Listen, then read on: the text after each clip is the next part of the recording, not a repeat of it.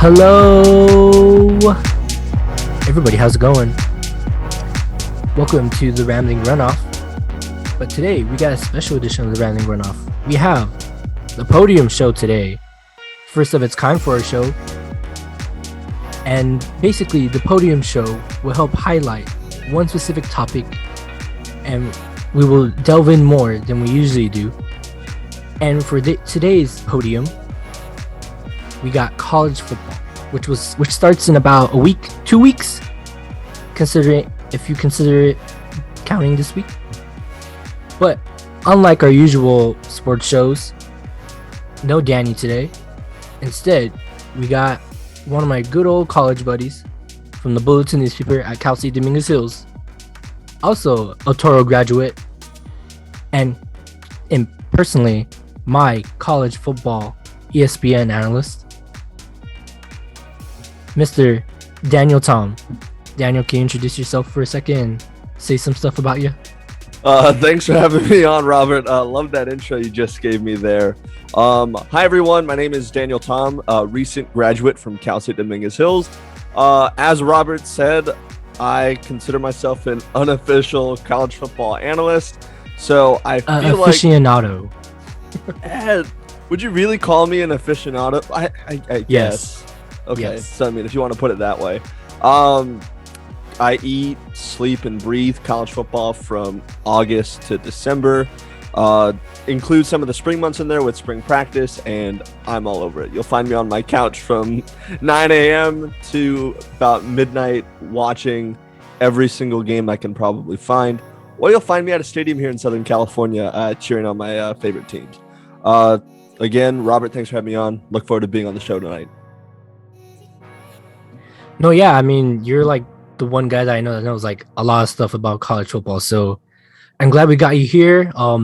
I used to be all up into college football until my favorite team started to go downhill very quickly and was very hard to follow. And also, college got kind of in the way.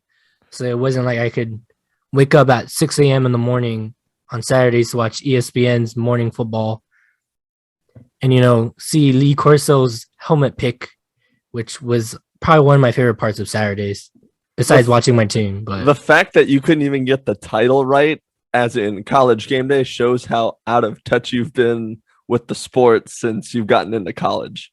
Yeah, basically. I mean, what do you want me to tell you? I mean, yeah, there you go. Yes, thank you. College Game Day is the proper name. But yeah, Lee Corso, the highlight of the morning. Who knew an 83-year-old man throwing on a mascot head could get a bunch of 21-year-olds riled up at 9 a.m.?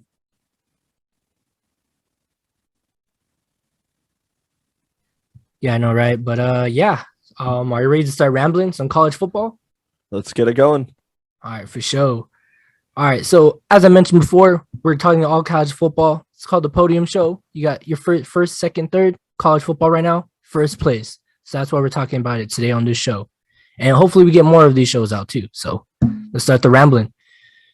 So first off, who are our front runners for this season, Daniel?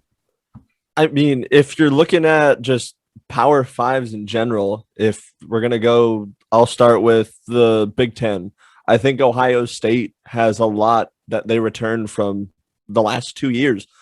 Besides replacing Justin Fields, Ohio State, I think, is going to run the table in the Big Ten.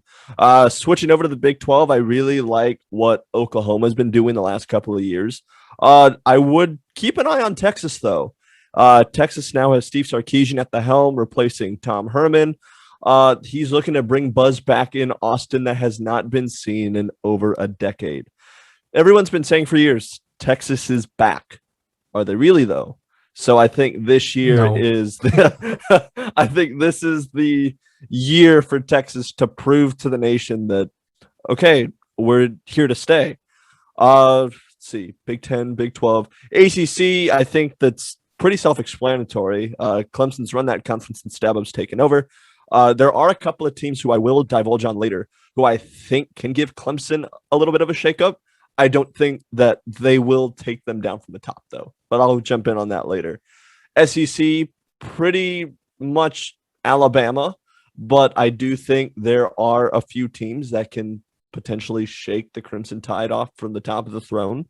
But it's a long season. A lot can happen. So I'm excited to see this football season kind of take shape.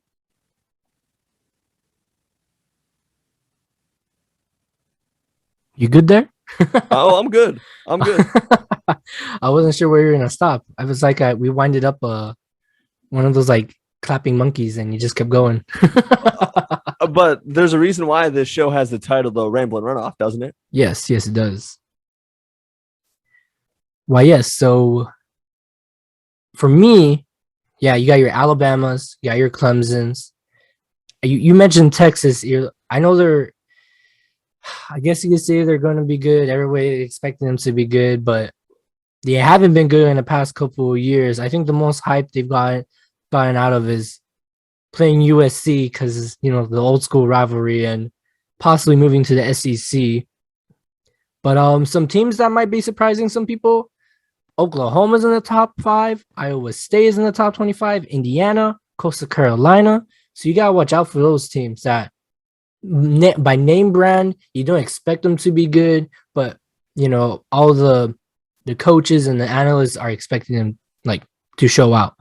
But if you take away a name brand and you kind of look like who's like in this surprises from the top 25, you see a school like Coastal Carolina who's in there for the first time in forever, Indiana.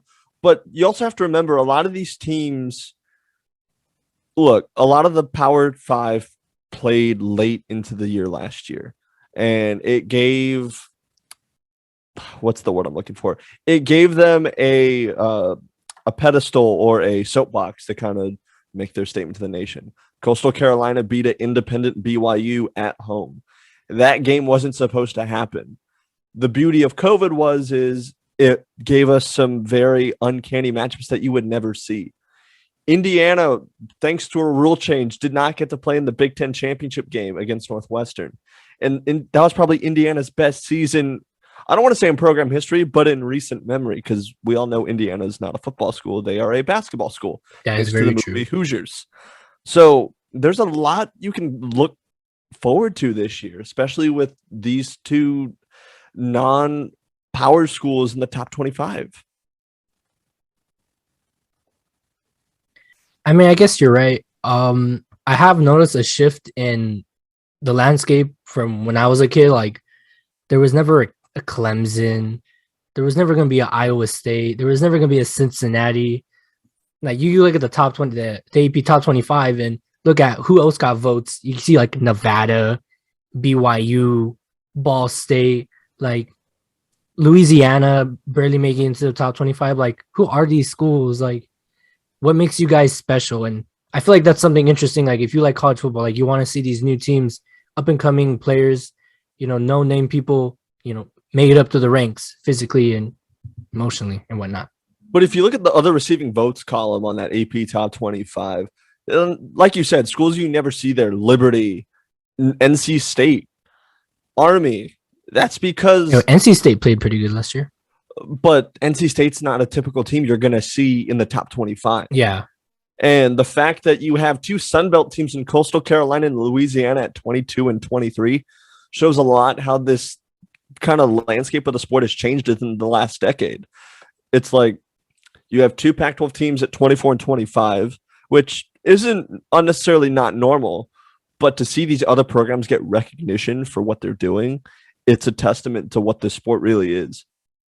Well, you gotta remember back in the day, the best non-top Power 5 conference team that would run the table in the former BCS was probably Boise State. But you also have to look how we've instituted a playoff system now to determine a national champion. No, yeah. That's what I'm saying. Like, you would only expect them, but everybody would write Boise State off because they play nobody. Like, but you got to remember what conference.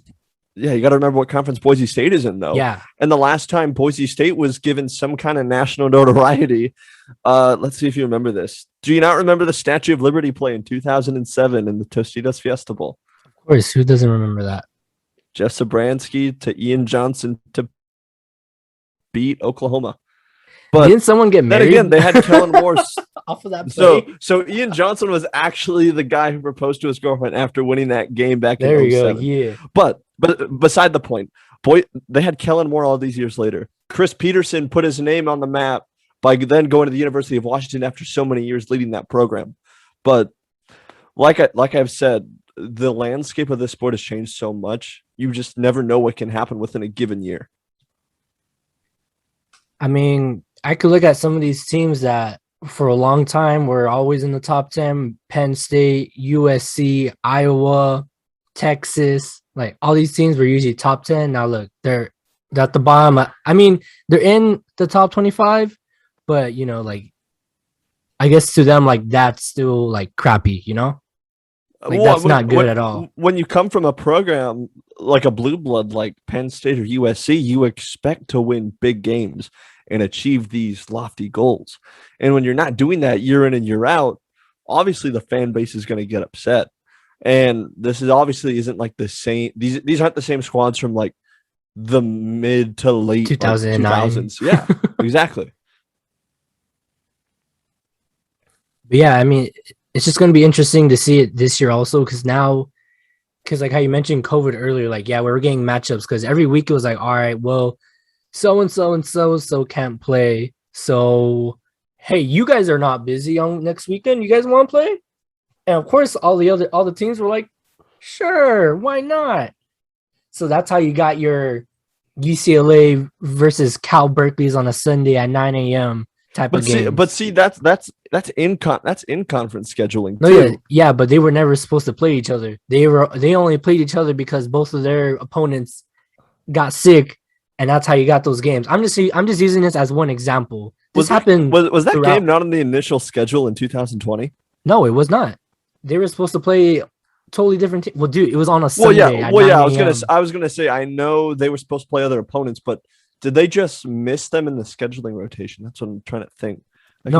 Cal Berkeley's in the north of the Pac-12 and UCLA's in the south of the Pac-12. No, and I know that, but I'm trying to think before COVID happened, and then no, they were never scheduled to play each other. So it was okay.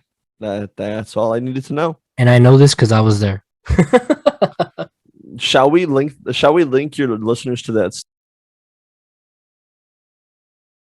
Hello? You in mute. Yeah, I'm good. Oh, there you go. Shall we link your listeners to that story you wrote about UCLA and Cal on a Sunday? I mean, if you want to, yeah. I mean, just as an FYI, everybody, I used to write for a college newspaper, The Bulletin, which I mentioned before. So if you want to go to the Bulletin newspaper, look up Robert Rios, and you'll find my... Actually, no, not Bulletin. I'm jumping the gun there. You got me excited there. Look up News for Us online and look for my name, Robert Rios, and you should find it. Well, I was going to say, if we're going to do shameless plugs, I did have the Bull on College Pigskin I did write for a long time, and then I got a little lazy towards the end of the season. Wow, shaking my head, bro. But yeah, enough of our plugs. Would you like to dive into who is going? Do you have anything else to say about this top 25? I mean, let's scroll up and see what this top 25 the only other looks thing like. I could mention that's like not top 25 that we could talk about right now is probably the best indie school, which the two that I got in my head right now, and the two that have been doing really good last season and the year before, BYU and Notre Dame, which I was reluctant to bring up Notre Dame, but they're the only one that's technically not in a conference, but they're also in the ACC, which they could technically win. But overall, they're an indie school, and you got to bring up the Catholic schools. Come on. But at the same time, though, when you look at Notre Dame's situation of being an independent, like, yes, they play a majority of an ACC schedule. At the same time, though, being an independent, you can schedule some really good non-conference games. And if you look at Notre Dame's schedule the last couple of years, they've scheduled teams like Wisconsin. I think this year Cincinnati's going to South Bend, and Cincinnati's been an up-and-coming team in the American Athletic Conference. So they've been good for the past couple of years, since about 2013, 14 maybe. Well, when you Notre Dame or no, Cincinnati? No, Cincinnati. I mean, when you take a coach who trying to think of his name, Luke Fickell, who was the interim at Ohio State for a time, to go to basically build your own program from scratch, and to put Cincinnati on soapbox of where they are now, you can schedule big games like this to A, not only put your conference on the map, but B, to have a momentum building game for your team. And a lot of people are going to say, like, these matchups are a mismatch, or you're going to give the advantage to the team who's playing at home because you never see teams like Cincinnati go into South Bend to go play Notre Dame. But I think with the way Cincinnati's been kind of building their program the last few years, this could be a make or break game on their schedule to decide, is this team going to be good enough to play for a conference championship at the end of the season? But I'll get into that later. No, yeah, and we're talking about Cincinnati and Notre Dame, but don't forget about BYU. They've been really good. I don't win. I think like the toughest team to probably play was like USC for about a time where I was like, oh, USC should beat these guys, and then nope, like I was gonna say you have to remember when teams like BYU schedule games like this. This is like the bowl game for their program if they're not going to get selected to go play in a bowl game. Like, yeah. I remember a few years ago when they played Arizona out in was it Glendale, and they won on I think it was a missed field goal by Arizona, and it's kind of set the program up to play in games like this. Like, I know this year BYU is coming back down to Los Angeles to meet USC for this second part of the home and home, but now that game's going to have extra meaning because now BYU can get the series sweep, which probably a decade ago you would have laughed at if you would have said, oh, BYU is going to play USC in a football game. It's like USC is going to win by like 3 scores. Sadly, that's not the case anymore. It would have been an opener. They would have been playing BYU as their opener just for fun. Except now they're going to use BYU as their last game of the year to kind of bulk up before the conference championship game if they get there. Yeah, that's true. But yeah, all right, I guess we're throwing Cincinnati in there. From those 3, who is the best? Well, Cincinnati's not an independent. So no, I know, but we brought them up. There was like a focal point. Like, of those 3, I guess non-focal point schools that people that are outside, because I'm saying as outside as in Cincinnati is in a non-Power 5 conference. You know what? I'm gonna do this. A list of college football independents. Oh no! Yeah, no. I mean, if we're gonna Cincinnati, I guess Daniel Tom doesn't think you're that good. So okay, let's go down the list. I know you're tempted to just say Notre Dame. What is Notre Dame ranked right now? They are ranked. They're 11, I think. Am I wrong? Notre Dame is number 9. He had a 10-2 record last season. Independents. We have West Point, BYU, Liberty, New Mexico State's New Mexico State, Notre Dame, UConn, and UMass. So if you're going to go down that list, obviously Notre Dame is going to be the pick just because the storied history of that program and what they've done. But you can't rule out BYU either and what they've done either. And it's just with this list, those are the 2 like blue blood independent programs and always will be. Now, you can't tell me that Notre Dame is probably going to show up to the playoffs. I don't think they're going to do so well in the playoffs, but they're most likely going to be the best independent out there to show up in the playoffs. So they're the only ones that are going to get any love from the committee. Any of those other teams that look at what happened to UCF. Oh, you mean the self-proclaimed national champions? Yes.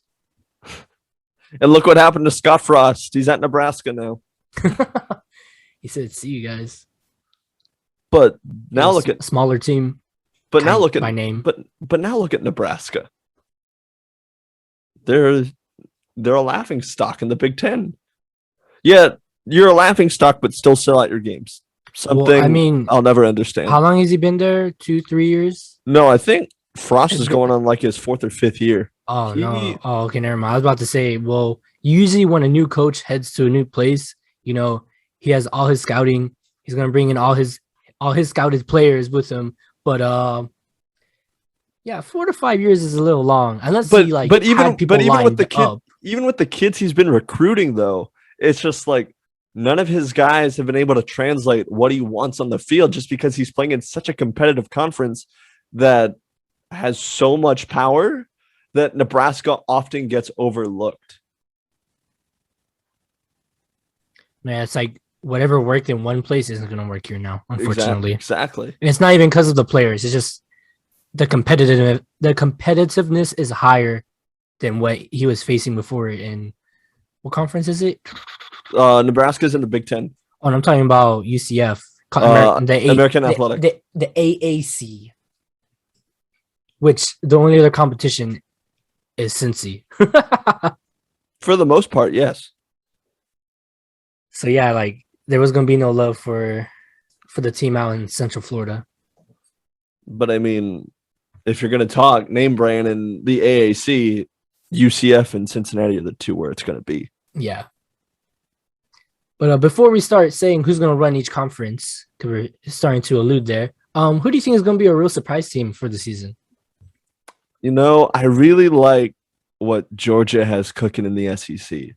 And I think if there's one team that's going to be able to compete with Alabama, I do think it's going to be Georgia. Georgia's got a lot coming back this year, and I think it was just a testament to what Kirby Smart has done since he took over the program. He was a second down and 26 in, was it 2017 or 18, where they lost to Alabama in the title game when Tua threw the bomb down the field. Trying to remember, but Kirby's built that program to how he wants to see it, and he's picked up a couple of nice transfers like JT Daniels, who left USC prior to 2020, and now he's on the Heisman watch list. And I do think Georgia does have a chance to make some noise and sneak themselves into the top 4 this year. A team that I was looking for in the top 25 and AP top 25 that's not there, who are usually there, in my opinion, which I've noticed, and I found them. They did get some votes. They didn't make it, though. Is Ole Miss. I don't think you should live out the Bears. Or no, are they called the Bears or the Rebels? The Rebels. Right? The Rebels. The Rebels, but their mascot is a bear. Okay. Ain't that something? But yeah, I feel like Ole Miss. But let's remember, though, who the head coach of Ole Miss is. Whoa. Who's the head coach at Ole Miss? You tell me. I'll give you a hint. He's a former Pete Carroll disciple. He was the head coach of the boys of Troy from 2010 to 2013. And one last hint. He lost his job on the airplane tarmac at LAX. Oh, okay, never mind. Remember, I'm going based off of name brand. See, and when you go off, they've had a good team. They've had good teams. They're also playing in a competitive SEC West. Yeah, but they've competed well in the SEC West. So that's what I'm saying. Like they only got one vote less behind Oklahoma State. Like, but then it can't again, be that bad. But let's see. Oklahoma State's probably been the closest to actually doing something in their conference besides Ole Miss. Like, if you were to look up right now, when's the last time Ole Miss made the SEC championship game? I'm sure it's been a long time. Oh, no, yeah, I don't disagree with that. I'm just saying, like, the past couple of years, they've had good teams. They finished 5th in the SEC West last season. Let me see, what was their record here? In 2020, they went 5 for 5. Okay, yeah. They're going to be hit or miss then, because they only went 4 and 5 in the conference. They're at a 500 winning percentage. But then again, let's have a look at that 2020 schedule. Scroll down. All right, look. So Florida, number 5, lost 35-51. Okay, that's not that bad. All right, it was a high-scoring game, but that's still kind of close. Kentucky, who's usually good. You call 51-35 close? Yes. In the SEC? Yes. Okay. Look, another high scoring, 63-48. Look, see, like I think they just need, if they fix their defense, they're fine. Because looking at all these are all close games. But 33-21, 35-28. Take away the Alabama game. Go back up.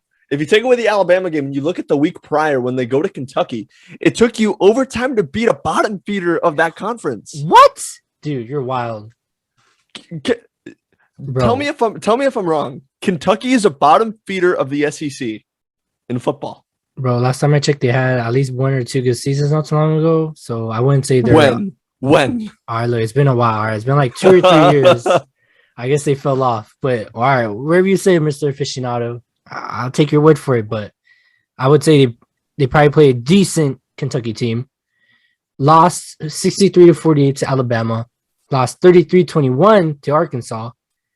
All right, yeah, they didn't start out the season that well. They didn't get their first win their second win, I should say, until at Vanderbilt on Halloween, 54-21, which they blew them out. Got another blowout win against South Carolina, who, like I've been mentioning this whole time, historically have had good teams, no? Yeah, yes and no. Yes and no, bruh. Oh, my goodness. Another win against Mississippi State, who usually has a good team. Oh, and then I guess COVID strikes again because this Texas A&M game got canceled. Who knows if that Texas A&M game would have been a good test for Kiffin and his squad. Yeah, it would have been. Especially going up against a team like Kellen Mond and Jimbo Fisher. That's a good game. Instead, there were 1, 2, 3 in a row. I'm pretty sure if they would have played A&M, they would have. I don't know. I'm not gonna say they would have won, but they would have competed well. Because then the next week they lost another close one, 53-48 against LSU. But let's keep in mind that was to a struggling LSU team who the year prior was basically the team to beat in college football. Yeah, that's true. I mean, it's still like LSU, name brand. Like, you want to beat these teams. But luckily, who they played? They played number 7 Indiana in what bowl game was this? The Outback Bowl. The Outback Bowl. Thank you. It's right there. Duh. Gotta clean my glasses. Yeah, the Outback Bowl, and they won 26-20. Look, they're. I mean, they're right where they should be at 500, 5-5. They just gotta fix their conference record, and they'll be fine. You know what? Let's see what they got before we move on. Let's see what they have schedule wise this year. Just to see, like, if what your prediction is saying is somewhere in the ballpark. Like, don't get me wrong, Lane Kiffin knows how to coach up his kids. Well, he coached at Alabama. You forgot to mention that earlier, by the way. But then again, he was the offensive coordinator. Yes. But head coaching experience, Tennessee, USC, Florida Atlantic. Okay, let's see here. So Ole Miss on Monday, September 6th, plays Louisville. They play. Who the hell is Austin, PA? Austin. Oh my gosh, dude. Yeah, and they need to win, dude. They need to win these games. There's no way in hell, dude. No one. Okay, this is why they're right outside the top 25, dude. Tulane. Yes, but Liberty. Dude, but they got some puff games on here. If I'm being honest. Here's the thing, though. No one's going to pay attention to the puff games. What they're going to look at are these big conference. So if you scroll up, if you look at some of these conference games, Alabama, LSU, Tennessee, Auburn, Texas A&M, Vanderbilt. If you beat Alabama, LSU, and Texas A&M, or at least win 2 out of those 3, then you give yourself a reason of why you should be receiving a vote. Look, even starting off with Louisville in Atlanta, week 1, like, you win that game, you have the attention of not just the nation, you have to set the but level. To AP voters. Yeah, well, you better win, because then the next week you play nobody, and then you play another nobody, and then you play a somebody, which is Alabama. So good luck with that, buddy. I mean, yeah, a good tune-up for Alabama, but this schedule is even 50-50. If they can't win half of these games, yeah, they're in trouble. But yeah, that's why I said Ole Miss looks good.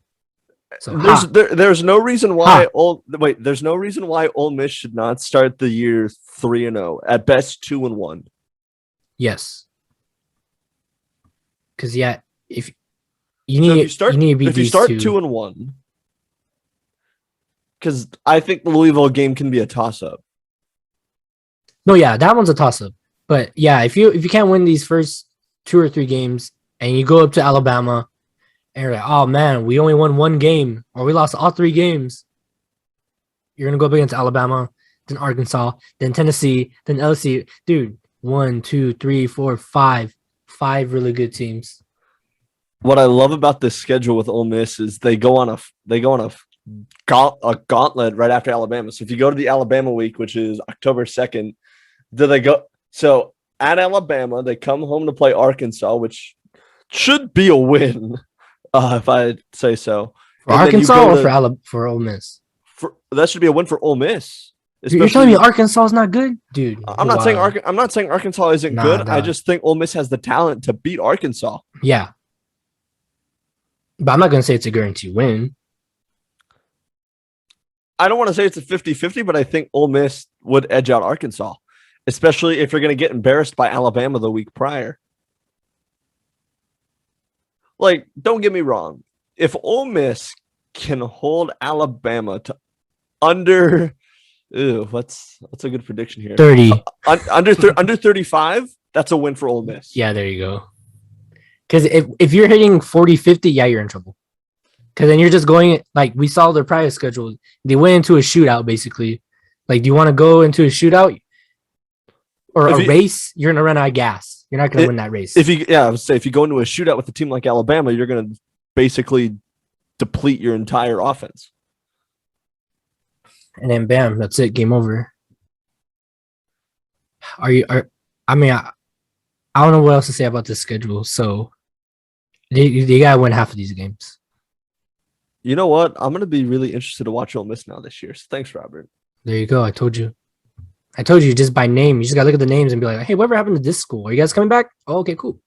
But see, I'm like the BCS. I'm like the BCS, bro. Just tell me the names. I'll tell you yes or no. I used to be able to like tap in and be like, oh, who's there? You know, at times like this, it makes me miss the old BCS formula. But I mean, there's always time for change. So, I mean, if the playoff system's working, then it is working.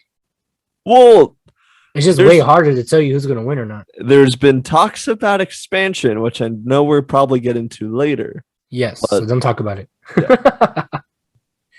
But would you like to move on topics? I would love to move on topics. I'm sure our listeners would too. Okay, from one small team to another small team, we are now going to tell you who we believe are going to be the conference winners for at least some of the conferences, not all of them. We got like 10 of them here.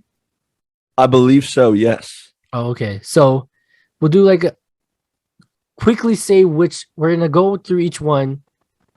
We're going to say each conference, say team, and give a quick note on why we think they will win their conference. How about that? Is that cool with you? I'm cool with that. All right, cool. So first up, we got the AAC, the American Conference. I will go first since I'm the host. And I pick UCF. I pick UCF because, for one, they're a small school. They're the underdog. A couple years ago, they went undefeated. For some reason, did not make the top 4 for the playoffs when they said, oh, we'll give all the small school a chance. Made into top 10, top 15. Got snubbed, which I thought was pretty stupid because undefeated team and all these 2-3 loss teams are in the top 5. This is ridiculous. And, you know, as you had mentioned, the self-proclaimed champions, undefeated season. And, yeah, I think they're going to challenge Cincy in the American Conference. I think they're going to do it. I think the issue back in 2017 when they went on that undefeated run, UCF didn't have... They played nobody. They played nobody. Don't get me wrong. The American Athletic Conference is a pretty decent conference for what UCF is in. But on paper... There was nobody you could match them up with to put them in the playoff. Beside the point, I really do think this is Cincinnati's year to put themselves on the map in the AAC, just because of what they have coming back and what they've been able to do the last couple of years. And I think Cincinnati really did schedule a lot of good teams this year. They go to Notre Dame and they play Indiana. Those are 2 Power 5 opponents you want the playoff committee to see on your schedule. So if they win at least one of those 2 games, I think you give yourself a chance to be seen by the committee. But then you take away those 2 non-conference games, you still have to play your full conference schedule. And the beauty of it is this year UCF goes to Cincinnati. And if you're going to ask me, you're going to play to win the conference, you're going through UCF. So I think this will not be only one meeting, but Cincinnati and UCF will play for a conference title that Cincinnati will win. I'm looking at the UCF schedule right now. They play Boise State on a Thursday. I feel like they only have one team that I've never heard of. Who the hell is Bethune-Cookman? Who the hell is that? That is a bowl subdivision school. Again, these are except for maybe Tulane. That's like the only easy team. Everybody else are known like teams that are going to give you problems. Boise State first one, at Louisville, at Navy. You're playing East Carolina, like how you mentioned before. At Cincinnati, you're playing Memphis, who was good a couple years ago. Temple, who's usually a good team. SMU, who's coming back up. UConn, who's 50-50. South Florida, who was good a couple years ago. Like, these are all teams I could just spring up on you and catch you off guard. If there's one trap game I'm noticing on this schedule that's not Cincinnati, I do think that Friday night game at Louisville could give UCF some issues. I mean, it's Louisville, like. But at the same time, though, you're on ESPN, bro. At the same time, though, you're preparing for a team like Louisville on a short week. So UCF has to be locked in if they want to give Louisville a good competition. Well, I mean, they should have all the confidence in the world after beating Bethune-Cookman. But see, playing a team like Bethune-Cookman the week before you play Louisville, yes, it's a good tune-up. But is that really the game you want to play before you play under the bright lights of Friday night? Yes, because it's a confidence booster. On the road, nonetheless. No, it gives you more confidence because then you're going to be, all right, I'm feeling good. We're going to go over there. We're going to hit them in the mouth. We're going to go beat them. Let's go. Because then, look, then you got to go at Navy. You want to go up against the rugby team? No. And you know what I mean with all their pass running plays, like you don't like the option playbook? No, yeah, the option's great. I mean, the option works for them, but I'm pretty sure it's a nightmare to defend because it's like, all right, we know what they're gonna run, we just don't know when they're gonna do it. I could have swore at one time Navy also ran the wing T offense. I think they probably did. I remember I forgot what game it was. It was a couple years ago. I was watching this guy. It was a rugby player reacts to college football, and someone sent it to him because Navy basically plays rugby. And he's like, oh, pitch it. Oh! And I was like, bruh. Like a rugby player getting excited over the option. I mean, the option's exciting play, but, it's a one-trick pony. That's the problem with Navy. But if UCF can hunker down on their defense, wait for it, get them each time, then victory is all theirs. It's not a bad schedule for UCF either. So. No, it's not. I mean, like, there's notable teams on here, but they could do it. Man, AAC football this year is going to be real good. Dude, the American Conference has been on the come up. No lie, no sus. Well, I would like to say, in the past few years, Louisville, let's remember, Lamar Jackson put that program back where it needed to be. And then it was Louisville, UCF, and then Cincinnati. So dude, Memphis came in late. They came late to the party in the top 25. Right. Yeah. And Temple. That's what I'm telling you. Like, these are, I don't want to say the word bottom feeder because they're not bottom feeder, but in regards to the top 25, they're like the minnows catching up, The minnows. Well, they are. The minnows catching up. All right, I'll give it to you. Yeah.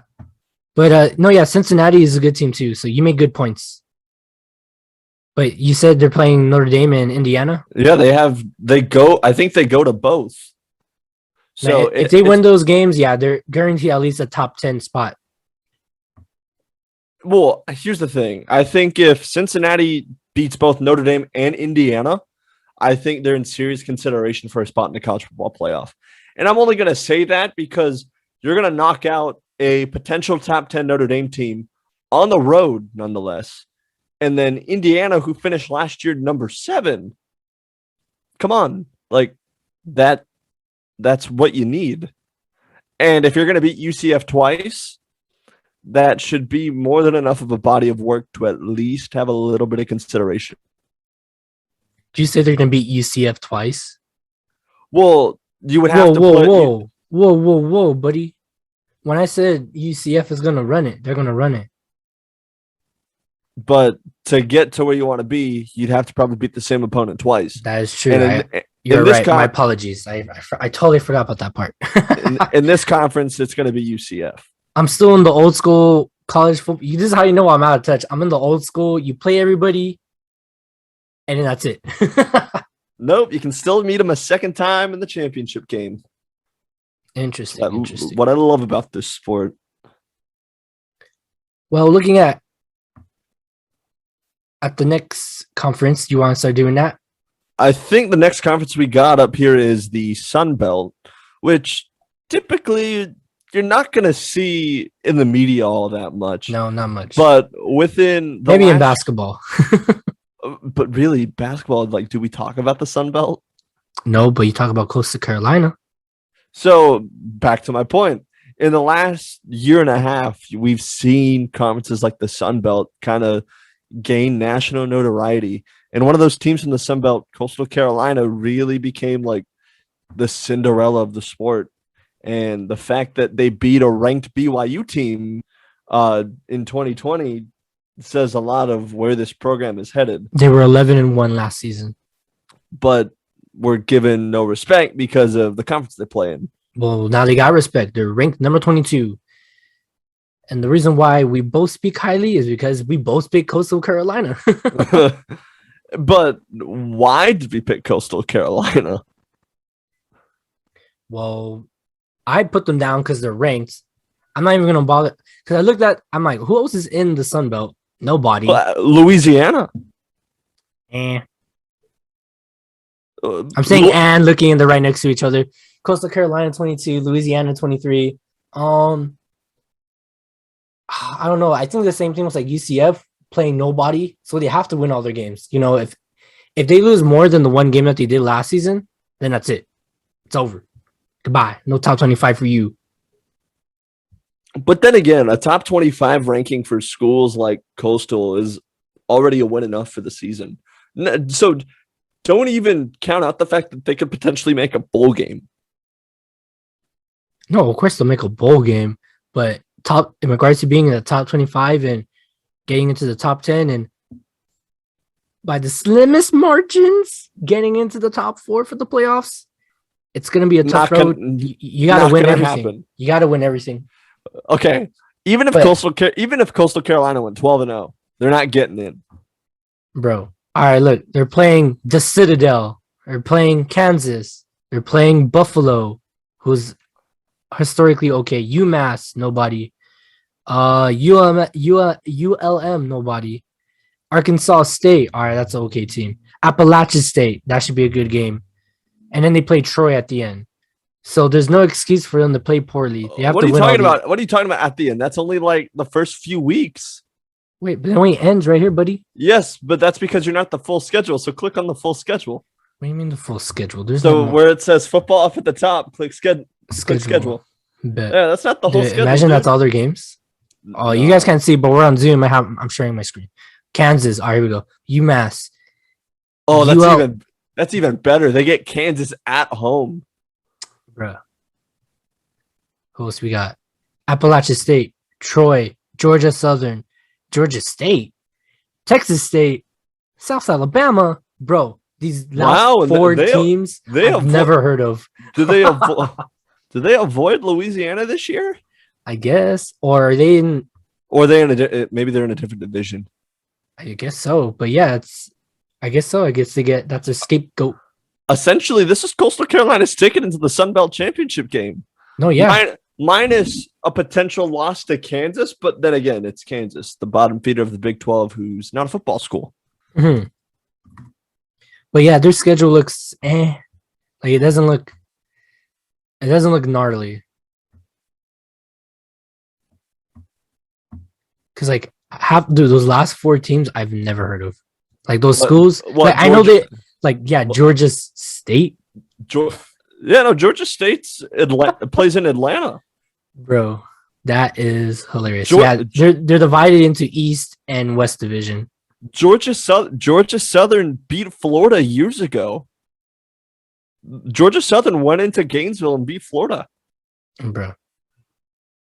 Wait, so we both picked Coastal Carolina, but you're telling me Louisiana's going to be good? That could be. Are you changing your mind mid-show, sir? Oh no, I'm not changing my mind mid-show. It sounds like you're changing your mind. I don't appreciate that. I just know Louisiana can give Coastal Carolina a run for their money. And when Texas State finished 12-3, I believe. Wait, that could be basketball. Scroll up. That's not basketball. Yeah, that's men's basketball. I saw it right there, bro. Maybe I need to control the Zoom. Well, like I said, it's been dude. I don't follow Sun. There is no Sun Belt. The Sun Belt does not exist in my world. All right, let's try this again. And football, that's why we're in football now. Okay, so cool. go the 2020 standings. All right, I'm just gonna do full standings. Well, no, it might take you to 2021 first. Something went wrong because they don't exist. We're not looking at those standings. Forget those standings. We're just gonna see who they play. West Division: Arkansas State, Louisiana, South Alabama, Texas State, ULM. Yeah, they got lucky. They only play ULM from the West, I think. That's the one I remember. They're avoiding Louisiana then on the schedule, which is better for them. Well, now they get to play. Well, unless App State makes a great comeback, which I highly doubt. Coastal Carolina is going to play Louisiana. Who are you taking in that game? Coastal Carolina. Okay, then why did you bring up Louisiana earlier? Because Louisiana is that other team in the conference that can give Coastal Carolina what they want, and that's competition. I suppose. But I also got Coastal Carolina. Bruh. All right, I guess that's settled because we both agree, and their schedule is pish posh, just subpar. Are you ready for the next one? That schedule is basically puff games. Yeah, it's nothing. Are you ready for the next one? Next conference. Your favorite and my favorite, the one we grew up on. No bias here. I don't give a damn. Bias, I don't give a damn. Pac-12. But we grew up with the Pac-10. We grew up, that is true. We did grow up with the Pac-10. Look, see, that's why I'm like, all right, you play everybody, you're the winner. But it's not like that no more. They went to the Pac-12 when I was in seventh grade. Yeah, I was in at least 8th grade, maybe. Dang, that feels like yesterday. But anyways, no more reminiscing. But I will reminisce on the good days of USC football. Don't we all? But now I don't have to reminisce because I think by the smallest margins, however, USC will win the Pac-12 over the Ducks, who also have a very good team. And why do you think USC will win the Pac-12, Robert? Because they're USC. Are you going to mess with USC? No. Like, every team wants to be USC. They're not University of Los Angeles. They're University of Southern California, but they basically represent all of Los Angeles. So you're going to tell me that USC, not being a known school, is not going to win. Everybody wants to beat them. You act like this is the same USC team from 2004 to 2005. Hey, yo, bro, mentality don't change. Mentality don't change, dog. Hey, yo, man, you got to be on the come up. Here, let's look at their schedule right now then. San Jose State. You already know. Puff. Be gone. Wait. Hold on. Okay. Wait. You know what? Yo, bro. You know what? Tell me your team. You go. Tell me who's going to win the Pac-12. Go. Tell me who's going to win the Pac-12. Go. I have Oregon winning the conference. Oh, shut the hell up. Seriously, I have Oregon winning the Pac-12 this year. Let me tell you Against who in the final? I have USC representing the South. Oh, you're stupid. So I have USC representing the Pac-12 South, Oregon representing the Pac-12 North. But as a disclaimer, I've grown up a USC fan. I've been going to USC football games my entire life. But as a college football enthusiast, let me tell you why Oregon will probably win the Pac-12. Look up their schedule and we'll compare and contrast. Well, let me tell you why first, and then we can compare schedules. Or for the last decade, Oregon has become the face of the Pac-12. And I'm not just saying that because USC's fallen off. I don't want to say they've fallen off so far, but NCAA sanctions that were handed down back in 2010, some still feel like they haven't recovered to where they should be. And truly, I don't think USC is where they should be. And for that reason, I think Oregon has played in enough big games. And don't get me wrong, USC has weapons all over the place. Keaton Slovis is coming back for another year. He's got targets in Drake London coming back. He's got a nice recruiting class.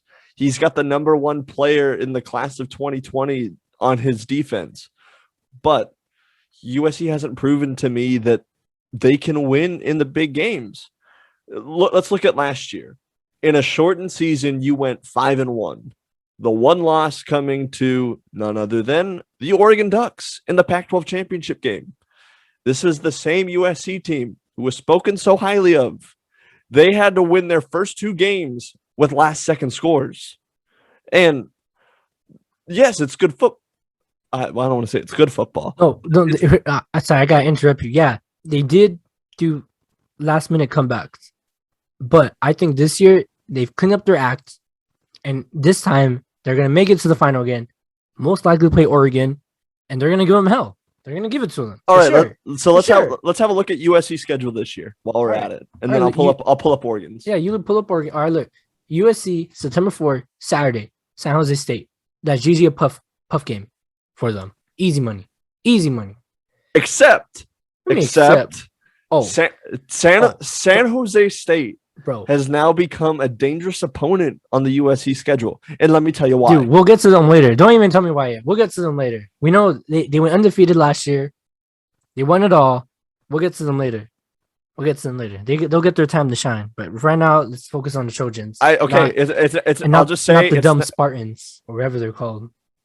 Every San Jose State fan listening to you right now wants to fight you.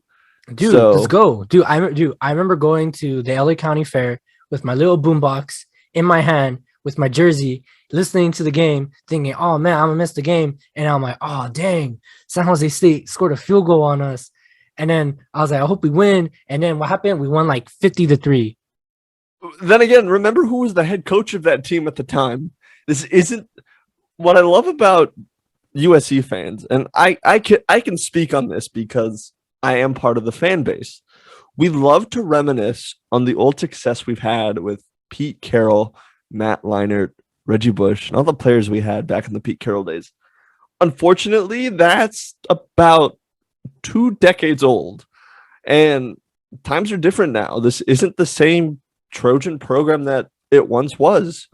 Yes, we're trying to get back. Good. It's just that we, as a university and a football organization, have not cleaned up like our baggage, and that's what's holding us back. Honestly, we have good teams, we have good players. It's just that for some reason we just don't gel. And a lot of that falls on players and coaches, but that's going to take a whole nother show for me to talk about. So I'm not going to jump in on that right now. We got to go through the schedule still. We still got more conferences, which we still got to fly by. So next up for SC, they got Stanford after San Jose State, Washington State, then they play Oregon State, then they play at Colorado, who Colorado sometimes gives us problems.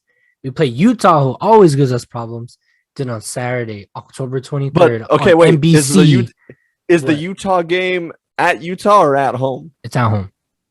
See, Utah's never won in Los Angeles, so that's why it looks. Hey, yo, man, the sun might burst into flames and destroy itself. Utah can probably win this game. And after that, you got Notre Dame. Then they play Arizona, which, by the way, that let me backtrack. That at Notre Dame, it's not an easy game. Got to play at Arizona State, who are maybe under some sanctions, but Coach Herm Edwards is going to have his guys ready for sure anyway. At Cal Berkeley, who on paper they have a good team, but seeing them live in person last year, they got a lot of work. And then November 12th, 20th Coliseum. November 20th? Excuse me, November 20th. Why did I say the 12th? Oh my gosh. I'm getting tired. November 20th, Saturday, at the Los Angeles Memorial Coliseum at the United Airlines Field. USC UCLA. That should be a defining game as a last game. So yeah, I think USC. Oh wait! They still have one more game after UCLA week. I know, just kidding. I was just trying to see if we're paying attention, but I know I just don't want to focus on this game because I know this last game is a trap game. It's a trap game. It's a trap game. Wait! You're calling the last game of the year a trap game, and we're not gonna. Okay, wait. Scroll back up. What? Scroll back up. What? There's a lot of trap games on this schedule. Dude, this it's year. the Pac-12. They're all trap games.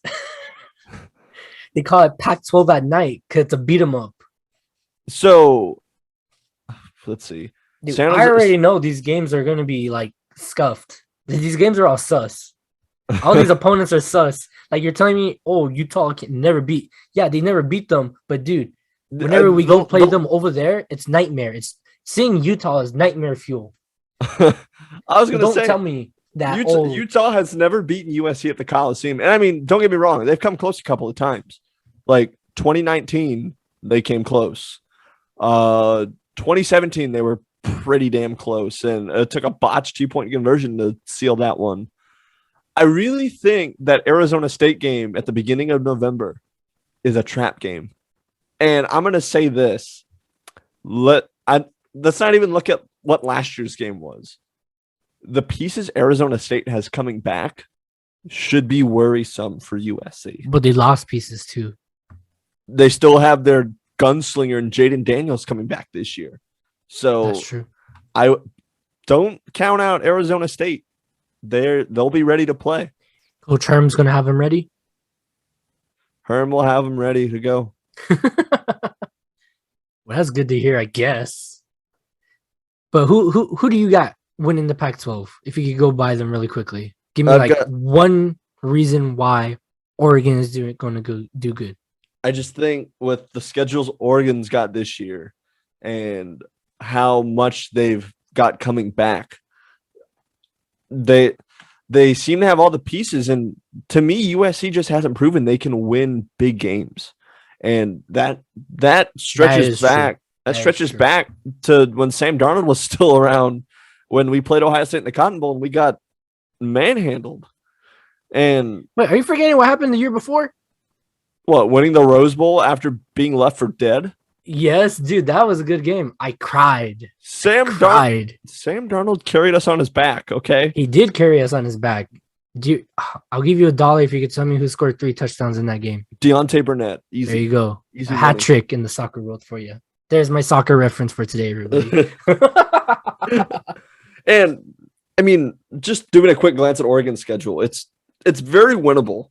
I think the one game where I know they're going to struggle, they have to go to Ohio State this year in week 2. They're not winning that game. Now that they don't have Justin Herbert, no. No, they were never going to, dude, they were never going to win that game. Honestly, though, if they would have played last year in Eugene, I really think Oregon would give Ohio State a run for their money. They were never going to win that game. I'm not saying they wouldn't have won, but I think it would have been a close game. They were never going to win that game, dude. You're wild. It's called having an open mind. They were never going to win that game. It's Ohio State. Just because you're Ohio State doesn't... I wouldn't even say USC could beat them. Okay, come on. Let's be realistic here. Let's be realistic here. Or if there's any team in the Pac-12 that could potentially beat Ohio State, it's Oregon.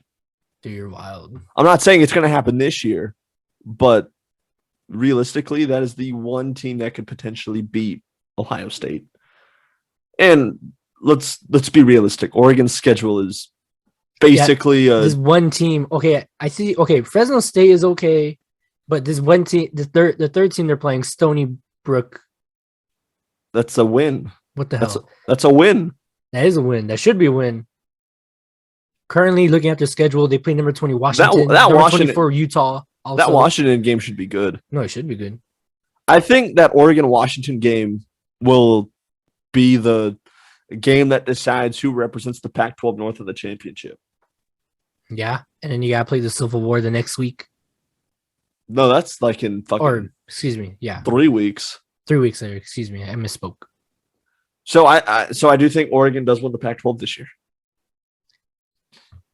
I mean, I guess that's this is where we differ in opinions. I hope USC proves me wrong, but I have Oregon winning the conference.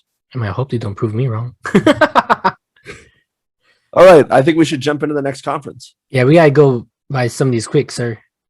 We took too long on that Ole Miss. The team that's not even on our list. But this is why you have a college football aficionado on your show. But I also warned you when you asked me to be on this show that this was going to be a tangent. Yeah, I know that. This is why I like college football, because there's so much stuff to talk about. Maybe it should be a weekly thing. No, I'm kidding.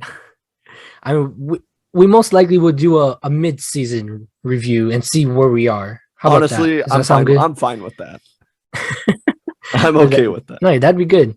Next up, we got the Big Ten, which I already mentioned their name currently because someone over here thinks Oregon could beat them. Okay, not this year, dude, but they were never going to beat them. No, they were not. Dude, you're wild. They just look good because they beat USC. Like I said, you want to beat USC all the time, so of course they look good. So remember, bro. Remember, you're looking at name brands. I'm actually looking at a team's body of work. I did see the body of work. Oregon was good, but they're not going to beat Ohio State. I'm not saying they're going to beat them this year. I'm just saying in the past with Oregon. Yeah, last year was their team. Last year they were never going to beat Ohio State.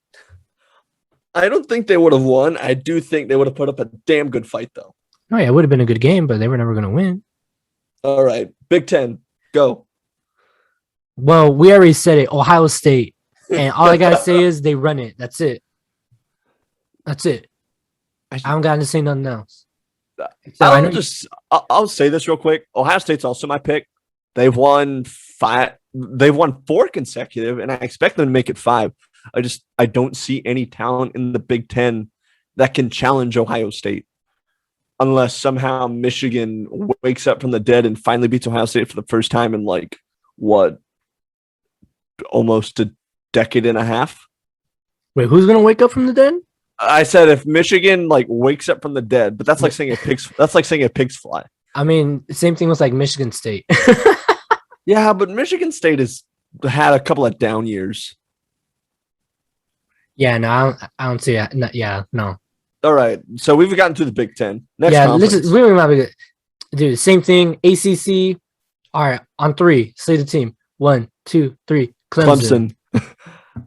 But they also run it too.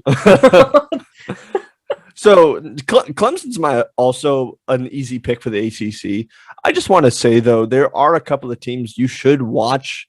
I'm not saying they're gonna knock them off, but you should really keep a close eye on them as the season goes along. North Carolina has built that program from the ground up.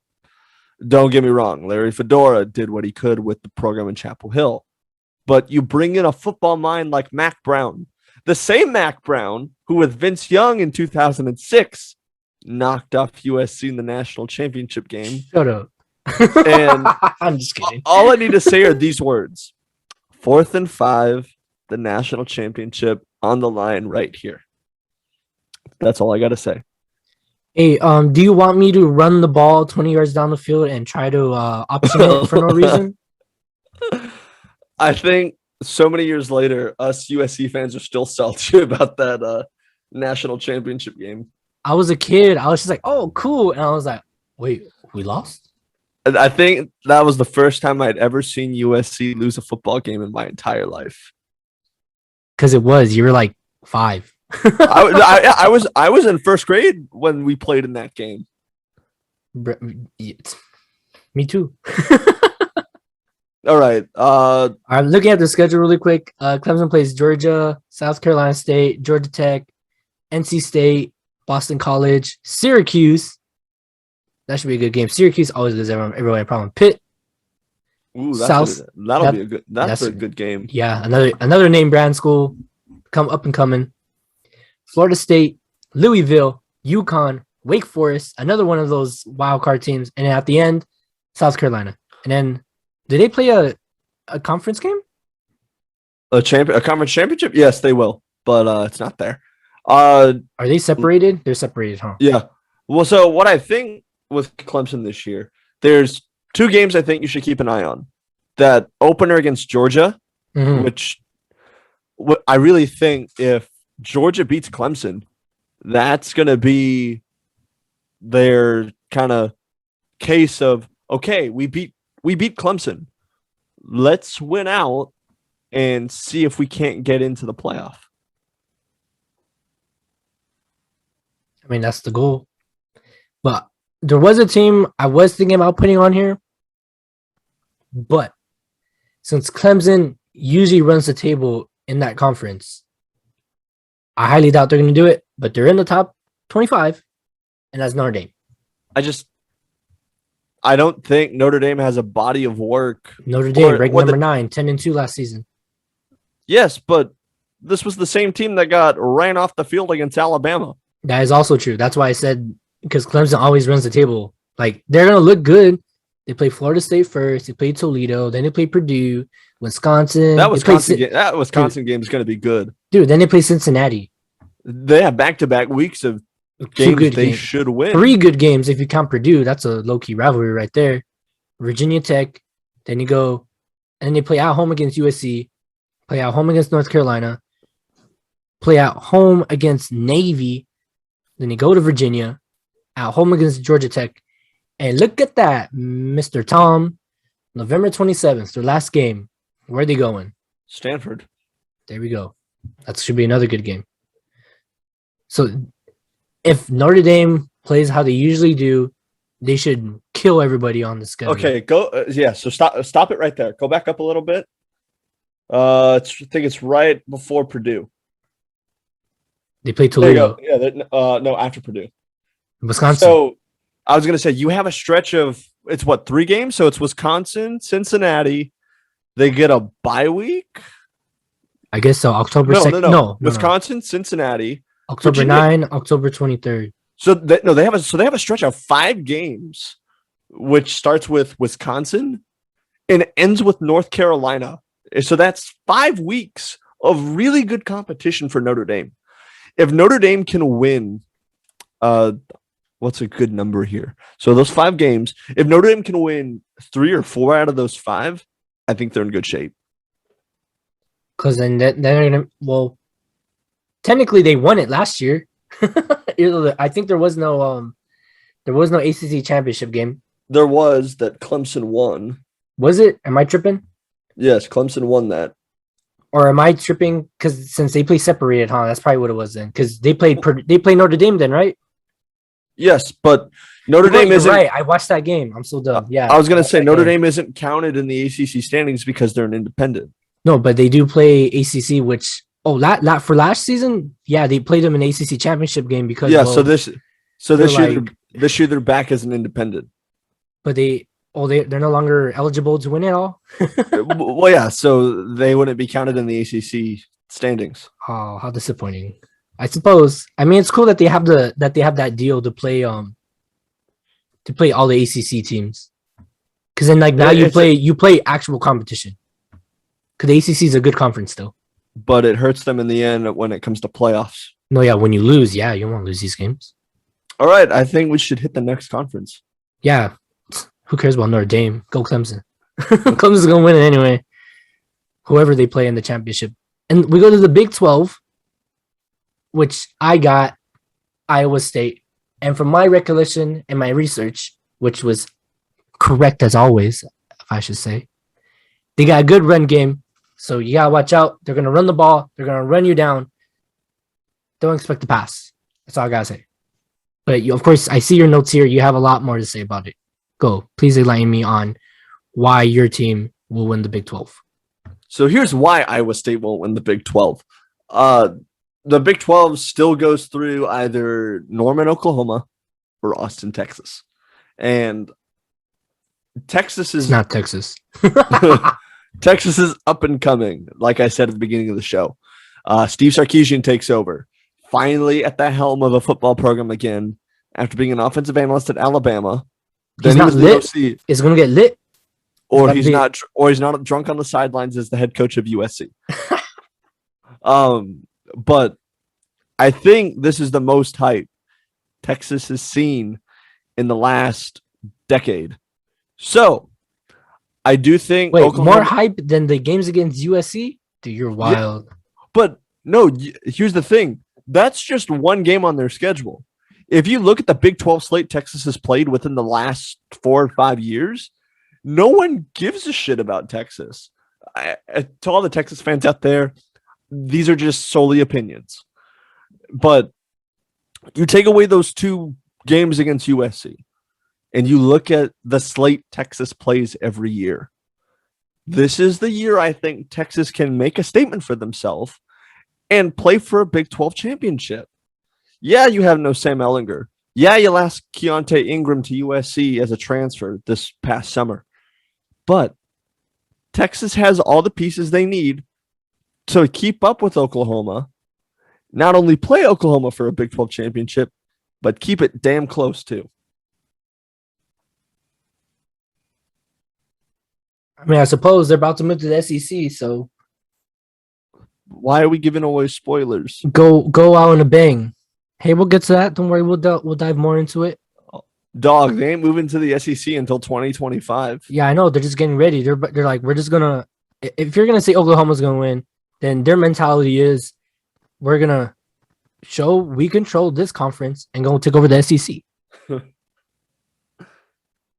I don't know how I feel about Oklahoma and Texas going to the SEC, but I'll jump in on that later on in the show. But yeah, I disagree. I think Iowa State. Another thing I like to say is that I like the underdog. I want to see these underdog teams do good. So, take that. I don't know nobody from that team. I just I like the underdog, but I know nobody on this team. No, I don't. I just know that they're a good team though, and they're in the rank because I was surprised to see them. Where are they at? Iowa State is ranked number 7. They went 9-3 last season. I know Oklahoma is ranked number 2, but you can't tell me that Oklahoma's been a good team, but they've done nothing. So get out of here with that nonsense. I stand by my prediction, bro. And if we're gonna disagree once again, like I'm looking at your notes. In the Mountain West, I have Boise State. Tell me why you have Boise State. Because San Jose State's not going to be good again. I don't care if they brought everybody back. There's no way in hell they're going to win all their games again. Boise State usually runs the Mountain West. They caught them on a bad year, literally, everybody. And I think Boise State's going to run it. Times have changed, dog. Times have changed. You mean their quarterback's not going to be on the front cover of NCAA 2022? Fuck, he might not be. But, so before I get to the Mountain West, there is something I wanted to add about Iowa State real quick. The way people are hyping up Iowa State reminds me of what the hype was around USC in 2012. Do you remember when the 2-year bowl ban was up? You mean the year we won it, but we couldn't go? So no, that was 2011. Are you sure? Yes. Dude, I remember we had good teams around that time, though. So we did have good teams. Let me just make this quick. So in 2012, USC started off as the preseason number 1. Matt Barkley came back. Robert Woods came back. Marquise was only a sophomore. Did we have Buck Allen? No, Buck Allen didn't come onto the scene until the following year. Did we have Silas Red? Oh yeah, Silas Red from Penn State too. So preseason number 1, expected to run the table. What did we finish? 7-6. 7-6 as a preseason number 1. We lost in the damn Sun Bowl to Georgia Tech. I remember that was the game that no one cared about. Beside the point, let me get back to the Mountain West. If you don't care, you're not going to win. Let me get back to the Mountain West. So, yes, we're going to disagree again. But there is a damn good reason why we're going to disagree on this one. When you look at San Jose State and what they've done the last few years, it's mind-boggling. If you look at what they did in 2020, won the conference with a transfer quarterback who barely had reps under his belt when he played at a Power 5 school, nonetheless. it's very hard to say they can't repeat. He's coming back for another year. He returns basically his entire offense, and the coaching staff is still intact. Now, what I'm going to do real quick is I'm going to quickly pull up the San Jose State schedule, and I'm just going to compare what they have this year. It's going to be all puff teams. But you're saying Boise State's going to win, and basically we can say the whole Mountain West Conference is a puff conference. Here, I got it. Hey, can you open up screen sharing for me? Oh, wait, hold on. Nah, I don't know. I don't trust it. I don't trust them, bro. I need you to enable screen sharing for. I do know I need to enable screen sharing. co-host. Sure. You're ruining the integrity of the show now. Stop asking questions. The integrity of the show was ruined when we went on an Ole Miss tangent. It was a little bit, but it's okay. People want to hear it. All right, go for it. You're ruining the integrity of the show. The integrity of the show was ruined when we talked about Lane Kiffin for 10 minutes. We did not talk about Lane Kiffin for 10 minutes. Here. So, Go. okay, let's look. Speak now or forever hold your peace. San Jose State for 2021.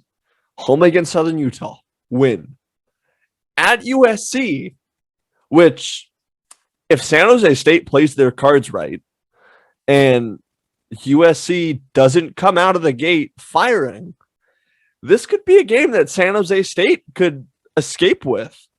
And I'm saying that watching how USC finished the year last year, being down 2 scores to UCLA just to get a score with the last 25 seconds to win, and then wetting the bed in the Pac-12 championship against Oregon. Yes, you have new faces coming in this year, but this is a San Jose State team that's stacked, won the Mountain West, and they have an offense that can compete with USC. So I do think this game's a toss-up. I do think USC wins, but it's closer than the experts think. Hawaii. Yeah, go down. You're hyping up this SC game, but I want to see the rest of the schedule. Okay. Hawaii, win. Western Michigan, win. Win. New Mexico State, win. Win. Colorado State, win. Win. This San Diego State game here could be a trap game. Yeah, I was going to say they actually have decent teams every once in a while. That's a trap game. And I think San Diego State's going to be angry for how last year went, just because Nick Starkel, who's the current starter, was the backup going into this game. And this San Diego State game last year was like his coming out game, where he played really well and then was able to kind of carry his team to where they ended up. So I do think it's a trap game for San Jose. I do think they win, though. So let me just run down the rest of the schedule here. UNLV, keep in mind, on another short week. So in back-to-back weeks, San Jose State's going to play on a short week. I want to say I've seen UNLV play good in the past, but that might have just been a one hit. I think that was a one-time deal. Yeah. So Wyoming, easy. I think Nevada, easy. Win. Utah State. No. Wait, what? I think. Oh yeah, Nevada did get some votes. Nevada's pretty good. Are you sure? I think if they lose one game this year, besides USC, it's Nevada. I was gonna say Utah State. That's a win. Fresno State, that might be it. I don't know. I mean, they played good against the Pac-12 teams, but so I think San Jose State gets back to the Mountain West Championship again, plays Boise State, and gets it done. I guess. I don't know. Where are they playing at? Oh, it didn't tell you, huh? I was gonna say if they're playing at Boise State, good luck finding them. They're they're not playing. They avoid Boise State on the schedule this year during the regular season. Yeah. So the only time those two teams would play would be in the final in a Mountain West Championship. There you go. Boom. Dude, we're gonna do a end of college football season.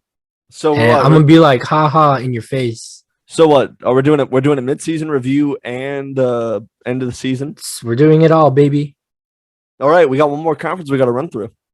And last and certainly not least, I want to say probably most likely the best conference of all of college football. It hurts me to say it. That's a reach. Yeah, I know it is a reach because they are the best college football conference. Unfortunately, I hate seeing it. Roll Tide, the end. That's it. That's all you gotta say. I will also say Roll Tide, but let's keep an eye on Georgia just because of how they've been progressing the last few years. Mhm. But I will never bet against King Saban. No, yeah, of course. Who's been good in the SEC? Georgia. Bama runs that conference. LSU every couple of years. Auburn every Comes couple of out. years. Auburn comes out of the woodwork every once in a while. Yeah, And, yeah. I mean, is there even anything else to say?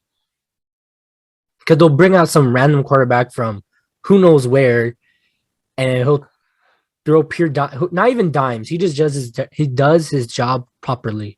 Well, I was gonna say Alabama's been recruiting the state of California, so they get a bunch of the California kids. Who is the guy from Hawaii? Tua Tagovailoa Yeah, there you go. Like he came in as a backup.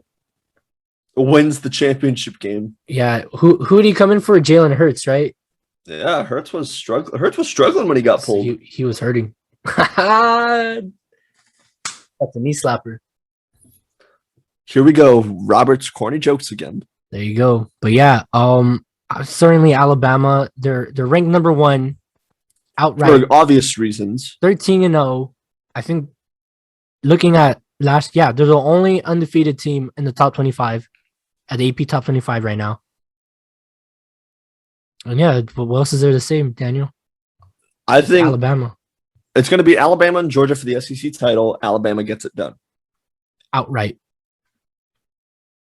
winner for the SEC. No, I know I said Ohio State is going to run it. We know you say Clemson's going to run it, but we all mention other teams. Alabama ain't got no competition. Besides possibly Georgia. No. Besides Georgia. No. I can do this all day. Oh my gosh. All right. Sure, Georgia might win. If the sun blows up. You're gonna when pigs fly. You're gonna regret that statement. All right, sure, bro. Talk to me again at the midseason review. All right, we'll do in the midseason review. What was that? I think that ends our predictions for conferences. We kept that dude, and there's so many other conferences that we didn't even do. We kept it pretty short. We didn't do the SWAC whack. We didn't go there. You mean all the non-football conferences? Yeah, basically. No offense to them, of course. I've seen some of their games. They play pretty good. But is all you got to say about the conference winners? That's all I got. That's all I got too, man. And I guess we can go into some news in regards to college football. There might be the biggest news coming out of the offseason was their conference realignment or conference deals, which the Pac-12, ACC, and the Big Ten, right? Correct? Yes, the Big Ten. The Big Ten want to integrate the schedules to counteract or counter-react the power of the SEC, who is trying to get Texas and Oklahoma, which they did, but they're not going to come for the next couple years because this ESPN factoid that I found myself, not really. The last 15 seasons, most national championships have been won by the SEC, who have 11, mostly by Alabama. Next up is ACC with 3, the Big Ten with just 1, and the Pac-12 with nothing. Well, we're looking at the playoff era, aren't we? No, I think this is just the last 15. What? How long has the playoffs been around? Not that long. Like 6-7 years? Yeah, this is the last 15 years. No one's won anything other than the SEC schools. I'm saying Oregon came close to a few years ago, but that was more than a few years ago. That was against Auburn. No. That was when the BCS was still around. Yeah, I know. That's the BCS. When was that? Oregon lost to Ohio State. Remember Marcus Mariota? Yes. Let me see. Let me double check that. I think that was Are you sure? Yes. Are you sure that wasn't a playoff game? It was the CFP National Championship game. Oh, you're correct. The very first one. Was it the first one? Oh, first one. Dang, it's been a while. Remember Jameis Winston fell on his ass and fumbled? Oh yeah, you're right. That's when the Oregon. That's when the Oregon onslaught started. Oh, that's some luck right there for Oregon to get that far. Dang, I totally forgot about that. Yeah, 2015. You're correct. And let me guess, Ohio State won? Yes. They had Ezekiel Elliott. Yeah, that bro, I like how you're gonna tell me, 42-20. I like how you're gonna tell me that last year Oregon was gonna beat Ohio State. When even in the final, they were never gonna beat them. Hey, it's all about having a little bit of hope. Okay, my memory, unfortunately, has not served me well for this episode, but clearly, but I'm still correct that Oregon was the closest twice now. Lost to Auburn, which that's what I was looking up, and you got me distracted with this Ohio State. When was that? Oregon v. Auburn national championship during the BCS era. 2011. Dang, I feel like that was yesterday. Wasn't that long ago. So, dude, it was long ago for me. Dude, they used to play those games on the weekdays. Yep. But yeah, so what do you think about all these conferences trying to tag team up on the SEC? I mean, look, no conference model is going to be perfect. And I think with the SEC trying to get Texas and Oklahoma to leave the Big 12, it just says a lot to what these schools think is important. And I think with these schools now leaving the Big 12 to go to the SEC, they had a lot of notoriety, but a lot of these schools use football as their cash cow. And I think in the eyes of Texas and Oklahoma, they weren't getting enough national respect in the Big 12, and they feel like they need to jump to a much stronger conference to be taken seriously. I mean, if you're Texas and Oklahoma, you get to be on the SEC network, which a lot of people watch, apparently. You get to be on the Jeff Feinbaum. What's his name? Paul Feinbaum. Paul Feinbaum, thank you. And you get to be on his show, and that's more publicity for the school, more publicity for the program. That's just more that the conference that was the Big 12 was not giving them. And I think the SEC for them is I don't like it, but if it helps their bottom line, then so be it. No, I don't like it either. I mean, in the beginning it was cool because it was like, oh, we're gonna see new stuff, but like everybody's doing it now. It's like, whoa, what's going on? And I remember a couple years the Pac-12 was thinking about like doing a mega conference too. And here's the thing about that. I don't think the Pac-12 benefits with any kind of expansion. I just think we have the resources. I just don't think we need to do any kind of expansion right now. It's because we beat up on each other, and now we're going to get beat up by other guys. Well, have you heard of the joke they call the Pac-12? Like, I don't know if this is an appropriate word to use on the air, but they call like the Pac-12 like the brother-sister conference because we beat up on each other. I mean, it's called Pac-12 at night, sir. Like, it's all beat them up. All right, who are we playing? That's why you're asking me, when we're looking at the USC Oregon schedule, there was a few teams that were different, but it was mostly the same type of competition. Like, you never know what you're going to get now. Ever since SC, went down, Oregon went down, like, it's like every year they're like, who's going to win it? Like, I don't even know. It's like not even a coin toss. Like, it's so hard. Like, you need a dice and hope that you get the right one. But yeah, I mean, I feel like the Pac-12 will benefit in regards to that they'll play better competition. So maybe one team out of the Pac-12 will do really good. The ACC and the Big Ten, they'll of course benefit because you want to play different teams. And, the Pac-12 has usually played Big Ten teams. We've played ACC teams. So it's not like it's brand new. But now if we all come collectively together, we'll have more than just one team, making it into the top 4 or the top 10 and playing well. And if the playoffs get expanded, that's a more benefit for all three of the conferences. Yes, but at the same time, you have to look at what expanding a conference could do. And I remember reading something of like, if Texas and Oklahoma do in fact leave the Big 12, and that leaves the Big 12 in a bind, where do you send the other like conference institutions? And I remember reading something like, oh, what if you get the Pac-12 to expand to have like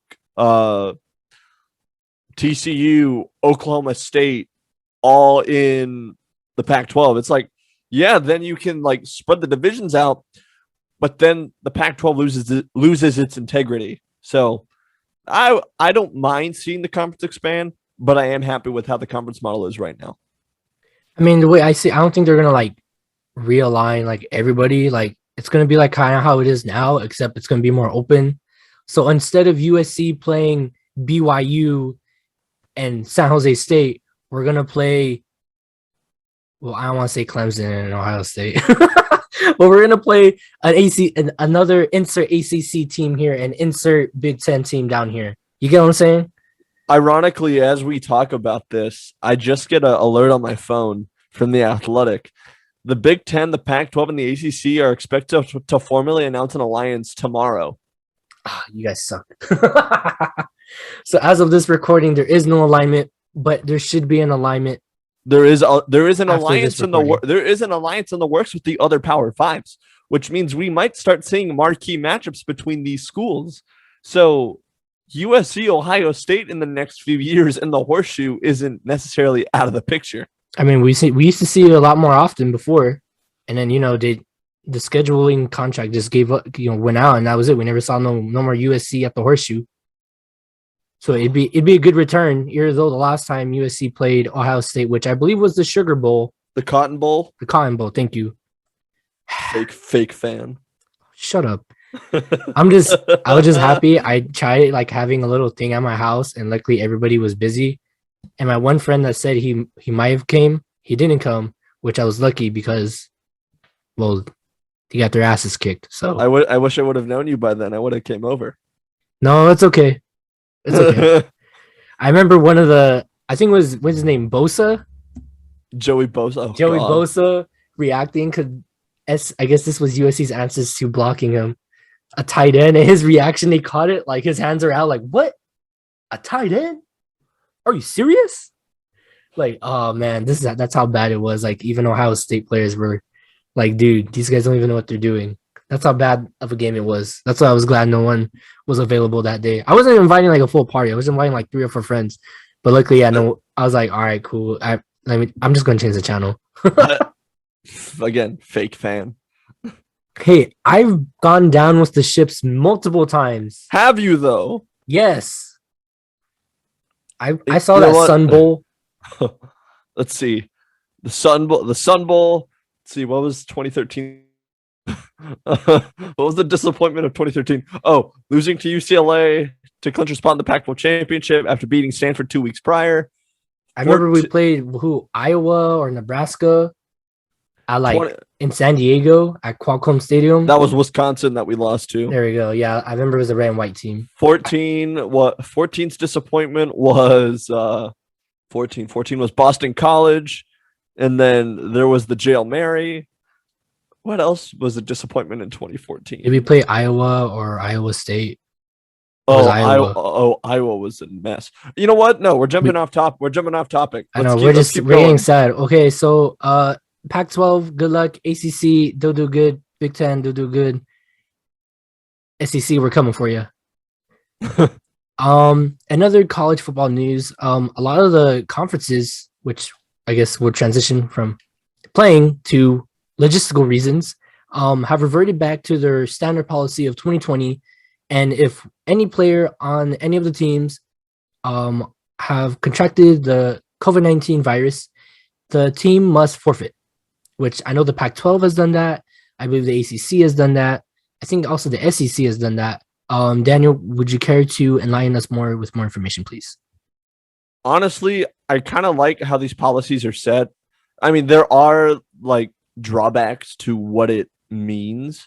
Like, we're not going to get some of the really good matchups we saw last year, where we saw BYU go to Charleston, South Carolina to go play Coastal Carolina. But I think with how COVID has kind of shifted over the last year. And now that we have an FDA approved vaccine as of this recording, I think it should be the responsibilities of the teams to make sure they don't lose games for a COVID outbreak. So if you do your part, not only do you get your games in, fans are happy, school's happy. I mean, what more can I say to that? It's all good publicity. And the fact that some of these teams still have like really low vaccination rates, it's a little daunting to think about. It's like, all right, what have we done over the last year? Like, have we done absolutely nothing? Wow, no, I think it's just probably legal reasons on why they have low Right. policy. Like they can't make them necessarily because like they're there for the school, and you're there for the team. You know, you are if it's like most collegiate places, like you have to sign a lot of paperwork. There's just more paperwork that you have to do, more guidelines that you have to sign up, and you know they probably already have incoming freshmen who already signed paperwork that probably legally cannot sign more paperwork because of A and B, C reason, which I'm just speculating, by the way. Right. So it's just one big mess. So maybe in the next couple of years they'll expand upon it and make it better. But yeah, like this is a bad example, but it reminds me like you're never gonna see Michael Jordan flu game. Usually he didn't have the flu. He just got Food poisoning. Yeah, he just got he had to go use the restroom. But I mean that still sucks. But you know he was sick. Like you're never gonna see that ever again. Right. So like everyone's just taking the precaution. I know it kind of sucks because it takes away from the chance of seeing games, and you know now fans are in the stadium now. It's like you buy a ticket, and it's like oh dang, like the game got canceled. Which by the way happened to me. I was supposed to go cover a USC game against Utah or Colorado, one of the two, and the game got canceled the day before. I was like oh well, I guess I'm not going to the Coliseum today. Thank God they didn't have fans, or else there'd be a lot of angry fans. No, yeah, dude. You want a funny story real quick? One of the guys I was working with at the time, he was a photographer. Yeah, he didn't find out until he showed up to the stadium. You mean, oh, never mind. I'm not going to go into this. No, yeah, I don't know why. It was pretty funny. I was like, bro. Check your phone, something. Yeah, something. He said he never got anything, but yeah. I mean, it was in the news, but I guess he wasn't a news guy, photographer guy. But yeah, one thing I did mention early on in the show was college football playoffs might expand. I think this would be good because it is kind of hard to dictate who's going to make it into the top four. I also believe there's been really good teams that should have been in the playoffs, but just because it was only 4 spots, they couldn't get in. But then again, football is a very energetic and interesting sport. Interesting. Well, I'm trying to say like it takes a lot out of you. That's why it's not played every single day like baseball or basketball. Right. So like for them to expand it to what I've heard 12 teams. So what we're gonna get a play-in, like a first round, a semi, and then the final. Which is that 8? Which I think that's the 8-team format, which I would love to see in the next few years. 8 teams would work fine. Just because you give 4 other teams an opportunity to play for something. Like the way the model is right now, it's the good boys club. It's the same teams every year. Yeah, it's turning into that very quickly. And I say that as I'm going to talk about who I have in my top 4 right here at the end of the show. So I would love to see the 8-team format someday. I don't see it being rushed, but I mean, the 4-team format has obviously proven like there are flaws, but I don't think it'll change anytime soon. But what about 12? I think 12 is the number they're looking at right now. I think 12 is too much. Yeah, I think 12 is too much because then you got 12. What is that? 3 or 4 games? Okay, let's say you win it all. How many games do you have to win? 4? You have to win 3 or 4 games. Yeah. Oh man, dude. Because you'd probably if you do a 12-team format, you'll play like 2 first or second round games, a quarter or a semi, and then the final. You're going to be playing football well into January. Yeah, that's too much. This isn't the NFL where you're getting paid millions. Oh no, I mean they're allowing you to get paid now, but yeah, it's way too much. I mean that'd just be someone being greedy at that point. Like, oh yeah, go play. Come on, go play. You like to play ball? Yeah, I like to play ball, but my body say no. I like the So, 18 format if this expands. yeah, I think I'll go with 8-2 because you only have to play 2 games. No, 3 games technically, right? Yeah, it'd be 8 games would be like would be 3. Yeah, because right now they play 2 games. Because yeah, duh. Yep. Sorry, I was never a math person. No one on this call is. No one, yeah. But yeah, I'd be open to do 8. I feel like 12 is excessive because that's just too many games in a month. And yeah, Especially after playing a 12-game schedule, I wouldn't want to play 4 additional. 12, 13, 14, 15, 16 games. Yeah. That's ridiculous. But yeah, Daniel, is there any other college football news that you would like to highlight? I think we've covered a lot of the big storylines this offseason. So that only leaves into one of the last segments we got, I think. But yeah, here we go. Not the rundown today, but a last few things that on the main stage for us. We got some games to watch. What we got to look for this college So football we're season? doing what in the first weeks at least. in the first. So I have 5 games in week 1 that I think we should all kind of keep a close eye on. And Can you just name them off for us, please? So my number 1 game to watch is going to be LSU and UCLA, just because you never see a team like LSU come out west, and this UCLA team is like they're improving. Like, yes, the Chip Kelly experiment's taken a long time to kind of mold together, but when you schedule a game like this, I mean, you don't just get this kind of game. Alabama, Miami's another good one. It's a nice opener for Miami. For Alabama, this is just another one of those week 1 statement games that they want to play in. So you have that. Georgia, Clemson, where College Game Day is going to end up being in 2 weeks.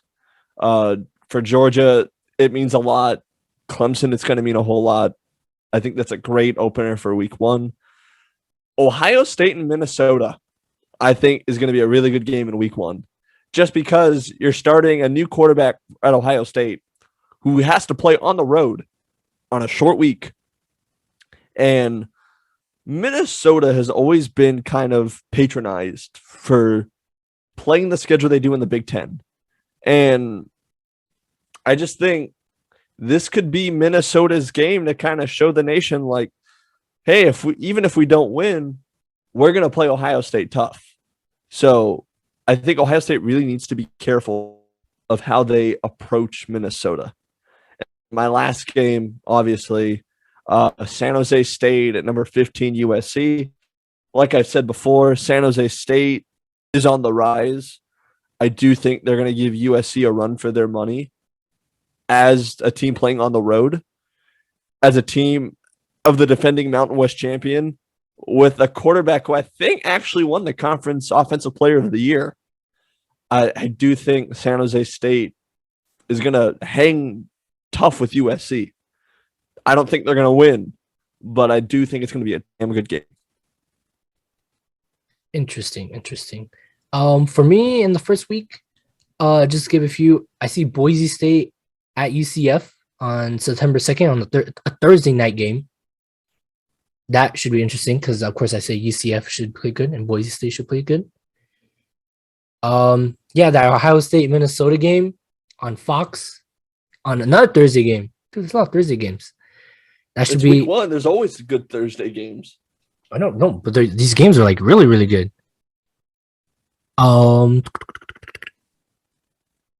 Yeah, that USC San Jose State game, like I mentioned before, usually USC creams them, but apparently not anymore, according to you.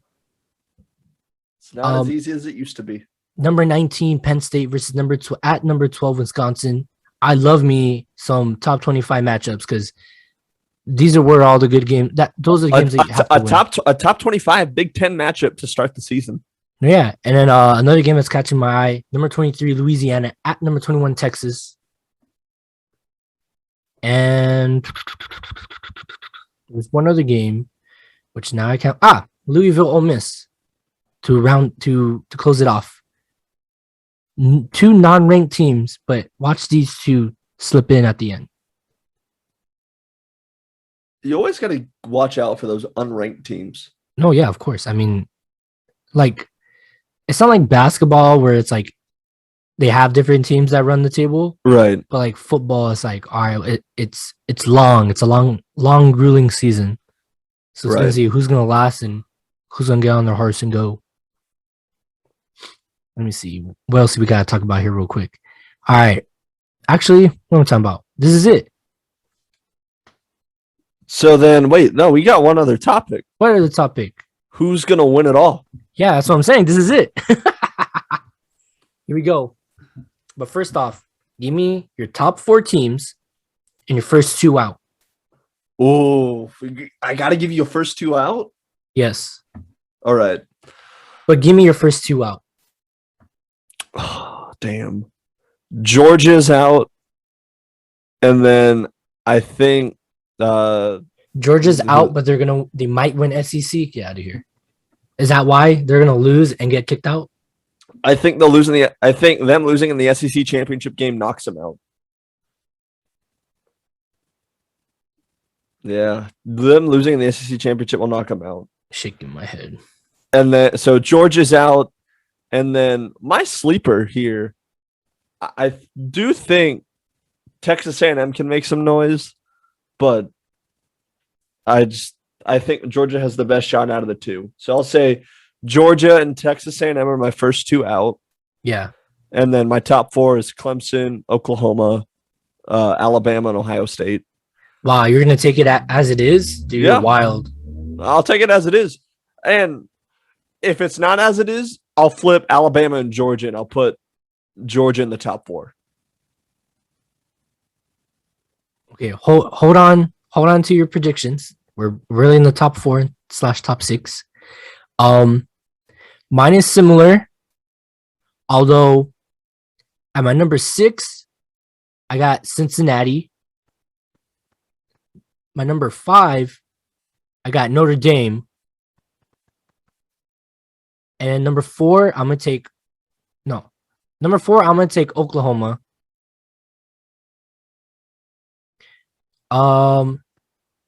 3, I'm going to go Alabama. So what I got 4, I got Oklahoma. 3, Alabama. And I'm going to take Ohio State number 2, Clemson number 1. You're really riding that Cincinnati high horse, aren't you? Yeah, why not? Here, though, I do. Here, what did I say earlier? Here, watch. Let me. However, I know I said UCF is gonna do good in the conference, but I don't think they're gonna get into the playoffs. If this was maybe an 8-team playoff, yes. But overall, I don't think they're gonna pull it out. I really like how you're riding the Cincinnati high horse right now. Okay. Remember that time their mascot got arrested? He was throwing snowballs at people. That was hilarious. That was great. That was hilarious. But I'm not saying they're gonna make the playoffs. I said they're gonna be in the top 6. I'm at number 6. Because who else in the top 25 looks good? Not much. Yeah, like the way I see it is like how it should be, literally. Unless like Utah, Oregon, start pulling their weight. Florida, Miami, LSU, like these are all teams that could be in there. But we gotta wait and see. Like I like this, the rankings that they have right now, the preseason AP top 25 poll. That's how it should be, honestly. But of course, I would rearrange the top 10 a little bit. Like I would get rid of Iowa State. Probably switch up. I would probably get rid of Texas A&M. And they're number 6 right now. Like you're gone. Well, that's what we got the whole season for. Like the surprise for me in the top 10 to make it to the playoffs would be like Notre Dame, but we've seen them in the playoffs. No. After what they did, what happened to them last year when they shit the bed? Yeah, no, not again. Yeah, no, hell no. But yeah, okay. Notre Dame should just be banned from the playoffs because they shit the bed every year they make it. Yeah. That's why it's hard to say Notre Dame's going to make it, knowing that they're just going to like collapse. But that's it. Alabama's number one for you. Ooh. Clemson's number one for me. Okay. On 3, say who wins it all. With the top 4 we gave. Yes. Okay. All right. 1, 2, 3. Alabama. Clemson. Alabama. God damn it. Look, I'd love to see somebody else win it, but I just think you can't bet against Saban, dude. Bet. Fine. Clemson's done it before. They did it with a no-name quarterback too. I'm like, who the hell is Trevor Lawrence? We'll have a CFP watch party and we'll bet on it. Dude, we will, and maybe we will bet.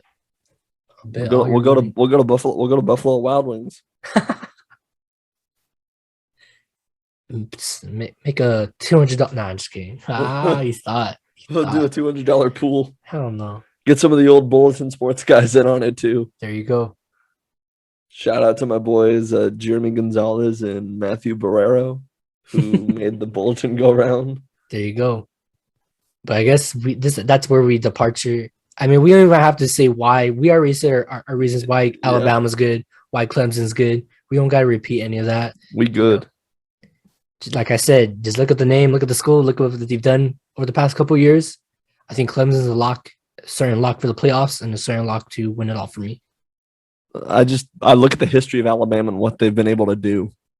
So that's my pick, and I'm going to stick with it unless someone else shows me otherwise.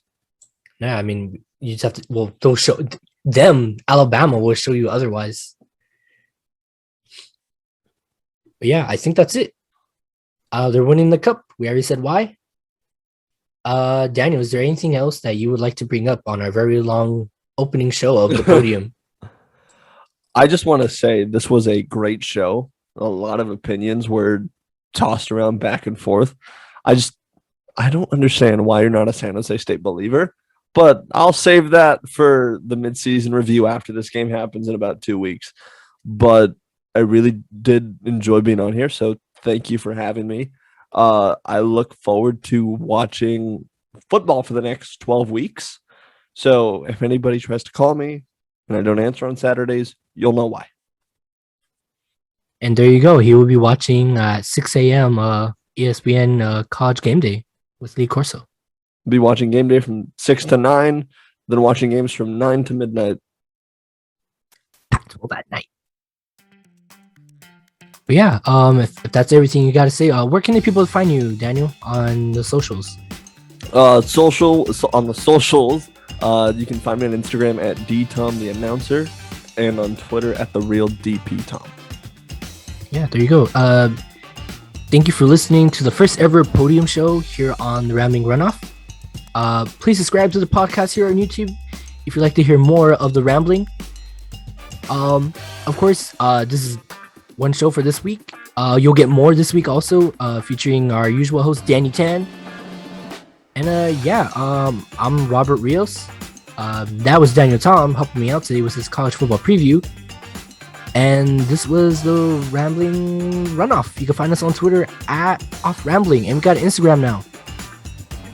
Rambling Runoff. Find us there, please. Thank you for listening to Rambling Runoff. See ya.